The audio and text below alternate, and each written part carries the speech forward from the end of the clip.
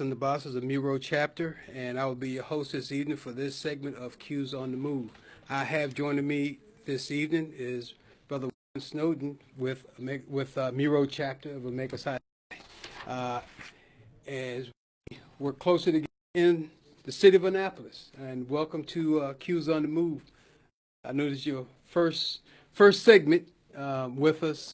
Just kind of relax and as we go through this, we just want to just give the audience a feel for what it is that we do um, in the community, all of our some of our community initiatives. Um, so with Miro chapter, there's three projects that we're working on this year heavily. We wanted to highlight our fatherhood and initiative, our fatherhood program. We're going to be talking a little bit about our BMI program, the Black Male Initiative at the community college. And we'll finish up a little bit talking about a collaborative project we're doing with the Bishop Love Conference Center. So first, let's get started with our fatherhood initiative in Annapolis. It was a partnership that was started with Miro chapter and the Anne Arundel County Department of Social Services. And we generally have meetings every Thursday night in the city of Annapolis, 80 West Street, Department of Social Services. And I know, Juan, you have been a great part of that, and interacting with fathers and actually recruiting other members to come forth. And what are some of the things that you've seen and your take on the program? Um, I think the program has actually been successful. There've been a lot of willing fathers coming into the program to discuss various issues that affect them within the community, also within their own household. Also, what I've seen is there've been some young mothers that have started coming to the program to get involved and know what this fatherhood initiative is all about as well. From my perspective, it is definitely a, a, um, a great mentoring program and partnership with the county, and it has and still is being successful. yeah, and I had forgotten about that part. It's with the non-custodial parents. So Correct. actually, with our fatherhood initiative, there are mothers that also can and also can take part in this. And there's even been times we've even had children That's right. That's right. that come out and interact with some of the parents. Yes. And because with some of the fathers you personally know. I personally know some of them I grew up with. Yeah. They lived in the same communities, maybe a door or two down from where I was living. Yeah. Yeah. And so with them, kind of comments that they've given you, feedback. I actually sometimes I may be inside of the Annapolis Mall, and I might bump into one or two of them, Hmm. and they start the conversation and letting me know how helpful um, the mentorship has been for them, and the different positive things that they're doing to try to implement in their lives, and trying to stay away from the past Yeah. life that they used to live. Yeah. Hmm. And and this program is basically we have these conversations with the fathers, and they can get quite lively. But some of the other aspects of this program is to help these fathers acquire their driver's license, CDLs, to make them gainfully employed. A lot of them were having some issues with child support. Yes. And so if we can get the fathers gainfully employed, we can address that. In addition to some of them were having issues with visitation. Um, and we'd have some frank and some lively discussions around visitation. That's right. And That's right. yeah, Yeah. From what I recall, the county does have those that would assist them going to court for issues like that yeah, to try to provide the necessary assistance for them in those type of situations that can help them get the visitation rights. And then also to piggyback off of what you said about job placement, they have had several candidates receive their trucking driver's license, their CDL license, and actually been able to get gainfully employed. And they're working and they're making more of an honest living. Yeah. And they seem to enjoy that much better. Yeah, Yeah. yeah. I remember there was an award given to one of the fathers who was a part of the program who is no longer participating, but that's the good thing. He got his license and became gainfully employed, and well, he's busy now That's right. and taking care of his family. That's right. That's right. So that stigma of coming from being labeled a deadbeat dad to just having a license and becoming successful at what he's doing now, which is absolutely wonderful. Those are the success stories that we aim for and to get all the time. There have been even times where we've had expungement workshops for, and of course, if you get caught up in the child support issues and other things that could cause you to have an arrest record, that can certainly pose a roadblock to employment. That's true. And so, by having these expungement workshops, we can sometime eliminate those scratches on their records, make it so that they can go out and become gainfully employed again. And so we look forward to more of those workshops, collaborative effort, and they actually even partnered with one other foundation that was actually paying for their expungements. And so with that, we it's getting those fathers there. Now the next challenge is with some of them is that some of one of the laws that had been setting before the General Assembly was the shared parenting, the issue with visitation, which has to be worked on. But having frank and honest conversations with the fathers, we can help work through those issues. So also with some of these fathers,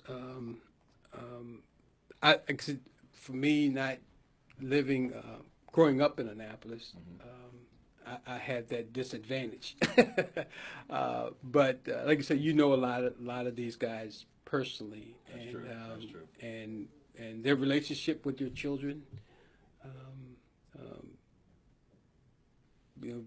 Have you seen any changes in those areas? Yeah, it seems to be they're more present with their children nowadays. Yeah.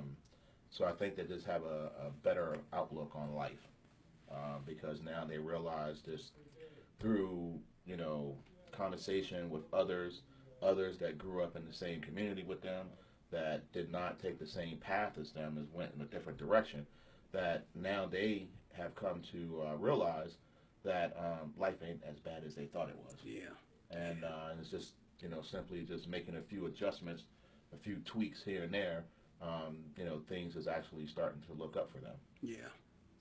I know that one of the first meetings that I attended with them, one of the greatest accolades I think I could have gotten was this one father was telling me how he was the oldest male child, and he was always pretty much the man of the house.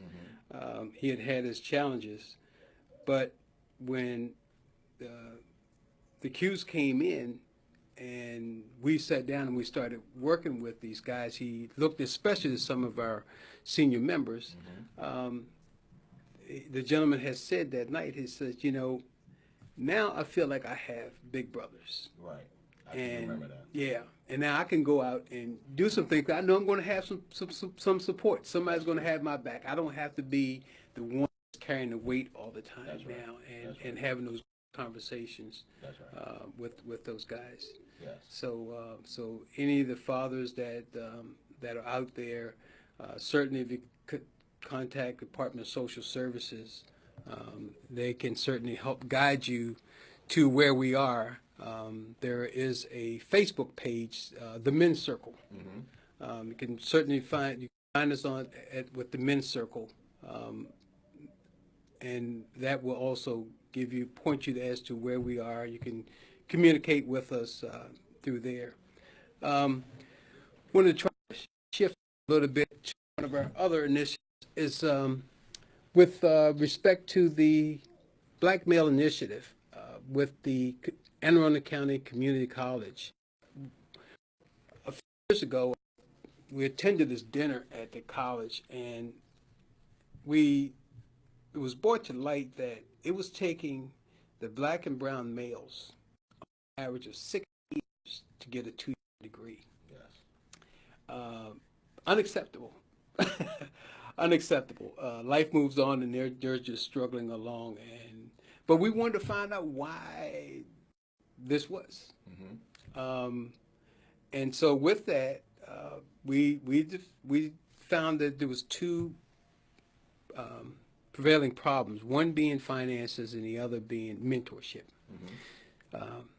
Great thing about this relationship is we cannot recruit on that campus because to be a member you have to come from a 4-year institution, and they're only a 2-year institution. So by having black males that have at least 1 degree to be there to help guide them and shape them, and even offer some financial support to these young men has been a great relationship over the past couple of years.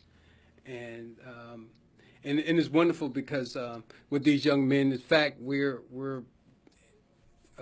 working with them. We actually don't provide them a scholarship per se, but we offer scholarly money, in which the affiliate foundation, Euro Uplift Foundation, actually places some money there at the campus, and anytime that these young men need money for whatever, they have access to it, and anything from meals to a book. If they need a bus pass, even to ensure that they stay in school and have classes, that's what we're there to support them for. Right. So I want to touch on a little bit of the two things that you spoke about, but more about the mentoring. Also, part of the research, at least what was discovered, was that some of the students, minority students there at the community college, coming from the respective high schools, was that they weren't really necessarily prepared well to enter college. As a matter of fact, the majority of them had never taken an SAT before. And so at the community college, they ended up taking a placement test so that the college could determine if they were going to be able to take uncredited courses or accredited courses. Right. Right? And so, so some of the, I guess, delay of them taking, anywhere from 4 to 6 years to complete a 2-year program is simply because they're playing catch up. Yes. Right? So they're spending the first 2 years playing catch up, possibly taking non-credited courses for the first year, if not the first 2 years, before they actually start taking credited courses. Yes. So, so there's inherently some concerns there. This coming from the transition of coming out of a high school into a community college. Yes.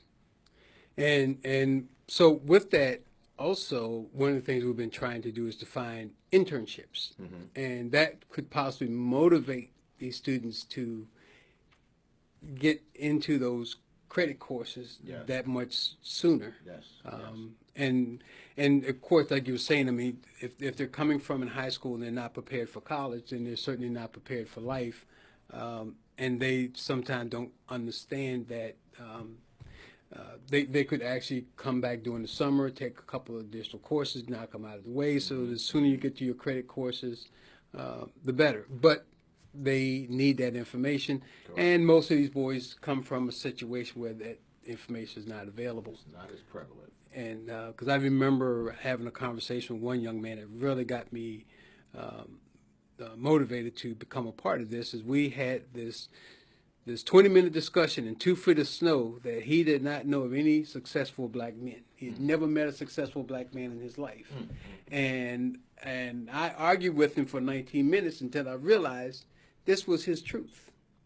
And if you are not exposed to successful black men or college-educated black men, then you don't know that they do exist. And it's like going to the movies. They're just on the screen. That's right. Yep. Unless you can interact with them on a regular basis.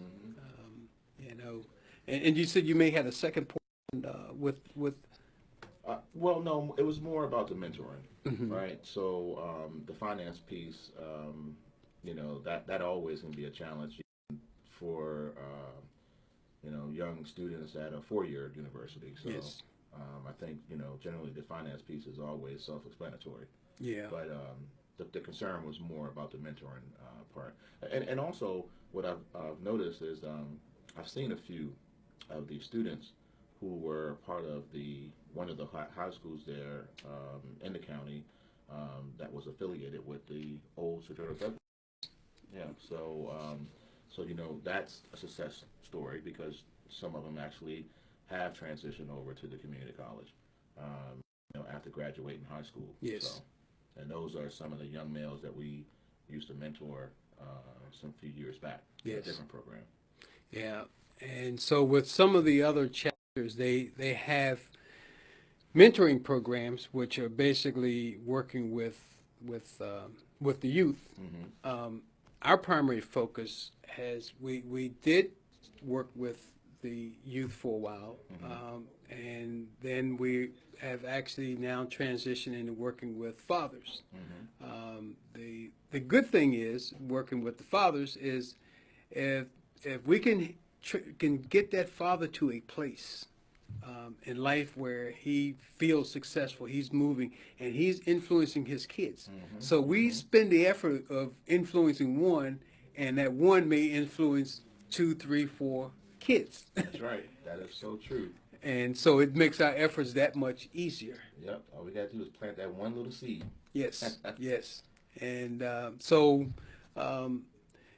hopefully at some point we can maybe expand our program into a mentoring program and get more young men involved locally within the city of Annapolis. Like I said, working with the county with Anne Arundel County Community College, and that's what it's actually with their Student Advancement and Success Program and their Black Male Initiative. So if anybody interested in helping, donating, that sort of thing, if you can offer a internship to these young men, you can actually reach back through the chapter, miro.org. There is a Facebook page. It's just Miro chapter. Yes. And you can certainly get back with us, and we would appreciate any help that we can get with our or with our fathers, with our fatherhood program. One of the other things that comes about is a couple of times a year, there's a few contractors in the area that set up to hire people with records, and they understand that, you know, that's their sole purpose. They come out for a job fair, you know, and if you have a record, this is the place to tell you, come here, we're hiring. We'll accept you, of course, but if you have to still put together some sort of resume, and we try to help in those efforts. We're certainly looking for the community support and help in helping us put these together. We can't do anything unless the community come forward. So, you know, if the fathers want to come forward, they can certainly reach out to us. I want to touch on a couple more things, and then give some. We have some events that are coming up within with the chapter. And actually, I'll spin on one now because it's kind of going in that realm. On May 5th, Saturday, May 5th, there's a health fair that's going to be at the Asbury United Methodist Church, 87 West Street.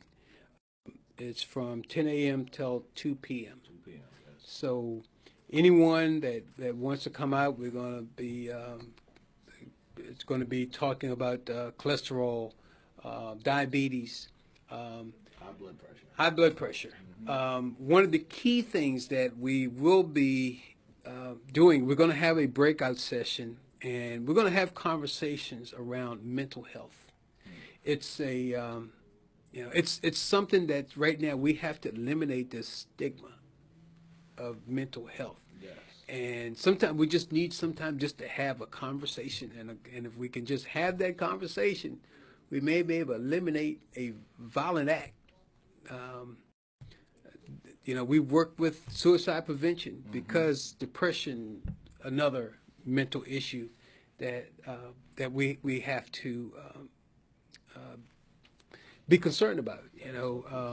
And one may not think it, but if you have a parent that's dealing with mental issues, if he doesn't commit a violent act within the home, commit a violent act to himself, it's just as devastating.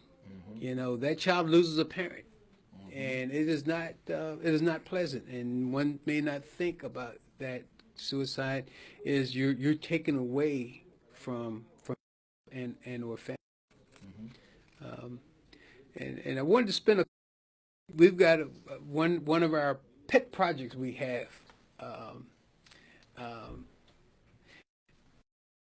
Passionate about this, and we're going to be taking a lot of these programs, our fatherhood initiative and any initiatives that we do with our children, and we'll probably move them all to what's going to be called the Bishop Edgar Amos Love Conference Center in Annapolis. And that's a big project for us. It's a major project for us. And so your input. Well, at the Asbury Church, the bishop actually proceeded from 1925 through 1927. And he came back some years later, I want to say in the 60s, and actually was overseeing the Methodist Church as he was appointed a bishop during that time. So, and also, Bishop Love was a part of Muro's first line, which was 1965. So he helped to bring that line over. So there's a lot of sentimental value, emotions, just a lot of historical presence about Bishop Love and the Muro chapter, in addition to the church where he once was a pastor. Yes. So this project is definitely near and dear, not just to the Muro chapter, but throughout the entire fraternity of Omega Psi Phi. So we definitely take pride in this effort and trying to make this a success, which we know is going to be successful. It's going to be successful. Yes. And we've actually had a press conference to announce the start. The renovation physical work is going to be starting April 7th. And from there, we will be progressing rapidly. For those who are Omega Men, the Bishop Love Conference Center is going to be located inside of the Asbury United Methodist Church, 87 West Street. Currently, right now, there is a museum with some of Bishop Love's artifacts, his actual artifacts in there. So for those Omega Men who want to see some things that you would not necessarily see, this is where you will find it. That's right. And one of the other pieces to tweak this project to entice Omega Men to come is we've asked for some additional space yesterday. We were hoping to probably put a pew or two in that museum. We have discovered an audio of one of Bishop Love's sermons, and we're expecting to have this copyright release within any day now, and the goal is that you could go there and sit in the museum or part of the church and actually listen to this sermon that was given by Bishop Love. It's an audio. I've listened to it several times. It's a very, very powerful message that he has from 1962, but it's a message that resonates right now. You know, and I think that the members of Omega Psi Phi could certainly benefit. Everybody, any man could benefit from this message that he had given, and especially right now with all that's going on. You know, with the kids marching this weekend. You know, I sat and I thought about, you know, some of his words as he was speaking to these young theological students. That was his audience that day, and so you know, come on out to the Bishop Love Conference Center and join us. Anything else going on with the chapter around in Annapolis that we need to get out there? I mean, there's always things that's going on within the county, from concerns about certain high schools, some of the staff members, the way they interact with some of the minorities throughout the county and different schools, which has made the papers. Yes. You know, there's been a couple schools that I won't name at this particular point in time, but it's all in the public and within the newspapers and within the media. Yes. So we're always looking for those courageous individuals of the community that is willing to come out and support the causes of trying to uplift our community. Yes. Yes.